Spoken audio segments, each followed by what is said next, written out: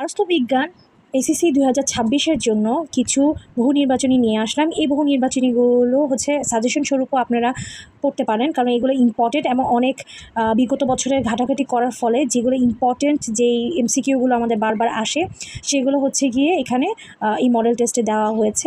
তো 2026-এর যে এসএসসি পরীক্ষাটি হবে সেটি শর্ট সিলেবাসের উপর হবে, সেহেতু সেই শর্ট সিলেবাস অনুযায়ী হচ্ছে এই এমসিকিউগুলো তৈরি করা হয়েছে এবং এগুলো সবগুলো হচ্ছে গিয়ে আমরা উত্তরগুলো দেখে নিব।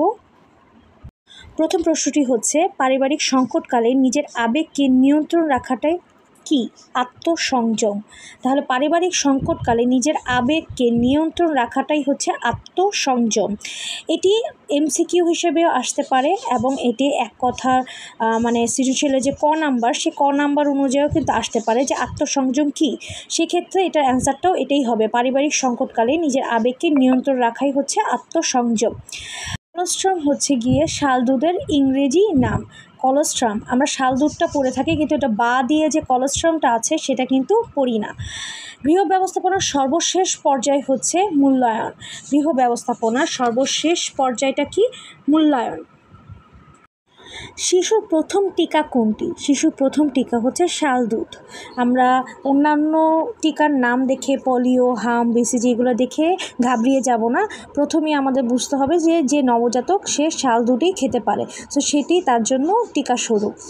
সবার সাথে সবার মৃত্যুতাকে বলা হয় সামঞ্জস্য। কোয়াশিকর রোগের জন্য কোনটি দরকার? প্রোটিনের অভাবে কোয়াশিকর রোগ হয়। গৃহ ব্যবস্থাপনার কর্মক্ষেত্রের বিস্তার সমাজে, রাজনীতিতে, কর্মক্ষেত্রে। এখানে বোঝা যাচ্ছে রাজনীতিতে হবে না, সো এখানে সমাজ এবং কর্মক্ষেত্রে এই দুটো জায়গায় হবে। বর্ধনের গতি কিরূপ? বর্ধনের গতি ঊর্ধ্বমুখী। বর্ধনের গতি ঊর্ধ্বমুখী। আবেগীয় বিকাশ কোনটি? আবেগীয় বিকাশ কোনটি? এটা ভালো করে দেখতে হবে, আমাদের 3 ধরনের বিকাশ কিন্তু আছে বইয়ে, সেই জন্য এটা আমাদের কনফিউজ হওয়া যাবে না যে আবেগীয় বিকাশ কোনটা। আবেগীয় বিকাশ হচ্ছে আঘাতে কান্না করা, ঠিক আছে? গর্ভাবস্থায় মায়ের কোন রোগটি শিশুকে ক্ষতিগ্রস্ত করে? এখানে অপশনগুলো দেখলেই আমরা অ্যান্সার খুঁজে পাবো। প্রথম হচ্ছে জ্বর, যদি হয় জ্বর না, ডায়রিয়া না, সর্দি কাশি না, তাহলে রুবেলা। আমরা বাকি 3টা অপশন দেখে কিন্তু এটার অ্যান্সারটা বুঝতে পারছি যে কি হবে। তাহলে গর্ভাবস্থায় মায়ের কোন রোগটি শিশুকে ক্ষতিগ্রস্ত করে? সেটি হচ্ছে রুবেলা। হলদে সবুজ রং তৈরি করে কোনটি? হলুদ আর সবুজ। হলদে সবুজ, তাহলে এটাতে কি কি আছে? হলুদ আর সবুজ আছে, স্বাভাবিক। প্রান্তিক রং কোনটি? প্রান্তিক রং হচ্ছে নীলাভ বেগুনি। প্রান্তিক রং হচ্ছে নীলাভ বেগুনি। বাকি 3টি কিন্তু প্রান্তিক রং নয়, মৌলিক রং। পোশাকের রেখাকে গতিপথের উপর নির্ভর করে কত ভাগে ভাগ করা যায়? 6 ভাগে ভাগ করা যায়। দলীয় বয়স বলতে বোঝানো হয়েছে মধ্য শৈশবকে। এটা খুবই ইম্পর্ট্যান্ট একটা প্রশ্ন, যে মধ্য শৈশবে যে জিনিসটি আমরা দেখি সেটা হচ্ছে দলীয় যে কোনো কাজ, সেটা খেলা হোক, সেটা গ্রুপ হোক, সংগঠন হোক, মানে ছোট ছোট যে স্কাউট হোক, সেটা হচ্ছে কি মধ্য শৈশবের বয়সটাতে হয়ে থাকে, সেই জন্য এটাকে দলীয় বয়স বলা হয়। প্রশ্ন একটি আছে, উদ্দীপক আছে এবং উদ্দীপক থেকে আমাদের নিচের 2টি প্রশ্নের উত্তর দিতে হবে। মিনা তার ছেলে সিয়ামের জন্য একটি লাল শার্ট, একটি লাল প্যান্ট ও একটি হলুদ ক্যাপ কিনলো, ঠিক আছে, কিন্তু সিয়ামের এগুলো পছন্দ হয়নি, সে গৌণ রঙের পোশাক কিনতে চেয়েছিল। তাহলে এই উদ্দীপক থেকে আমরা বুঝতে পারলাম যে এটা রং থেকে এসেছে, গৌণ রং যেহেতু আমাদের জানতে হবে, তাহলে গৌণ রং কোনগুলো, মৌলিক রং কোনগুলো, এইগুলো। তাহলে আমরা বুঝতে পারলাম উপর থেকে উদ্দীপকটার থেকে পড়েই বুঝতে পারলাম যে এটা রং সম্পর্কীয় এই 2টি প্রশ্ন আসবে। মিনা তার ছেলে সিয়ামের জন্য যেসব রঙের কাপড় কিনেছে সেগুলো কোন ধরনের রঙের? তাহলে আমরা ইতিমধ্যে কিন্তু বুঝতে পারলাম যে এটা রং থেকে এসেছে। তাহলে আমরা এখানে দেখি লাল, তারপর আছে হলুদ, তাই না, তারপরে আছে হচ্ছে গিয়ে লাল, হলুদ রঙের ক্যাপ, লাল রঙের প্যান্ট, লাল আর হলুদ, তাহলে এইগুলো হচ্ছে মৌলিক রং। লাল আর হলুদ এগুলো কি? এগুলো মৌলিক রং।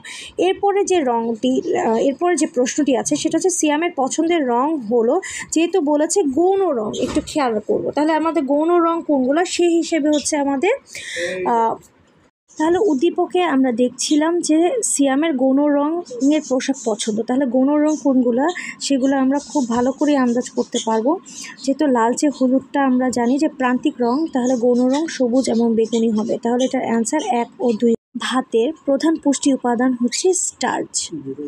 ব্যবস্থাপনার মৌলিক উপকরণ কোনটি?